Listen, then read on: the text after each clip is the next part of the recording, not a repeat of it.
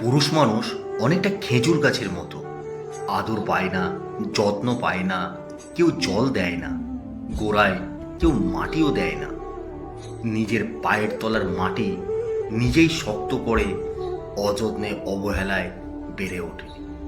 বেড়ে ওঠার পর তার কাছে প্রত্যাশা অনেক।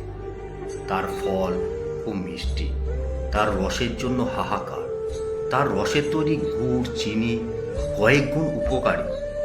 রসের জন্য তাকে বছরের পর বছর ক্ষতবিক্ষত করা হয়। যতদিন বেঁচে থাকে তাকে কাটা হয়। তার রস এক ফোঁটা এক ফোঁটা করে নিংড়ে নেওয়া হয়। রস নেওয়া শেষ হলে তার আর কোনো কদর থাকে না, অযত্নে পড়ে থাকে। জীবন শেষ হওয়ার পর তাকে জ্বালানি হিসেবে ব্যবহার করা হয়।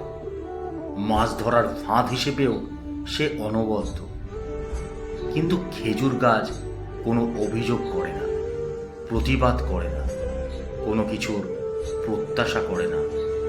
শুধু ফল দিয়ে যায়, রস দিয়ে যায়, আর মাথা উঁচু করে বেঁচে থাকে পরিবারের পুরুষ মানুষটির মতো।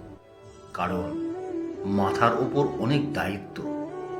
পুরুষ মানুষকে এভাবেই পৃথিবীতে পাঠানো হয় শুধু দায়িত্ব এবং কর্তব্য পালনের জন্য।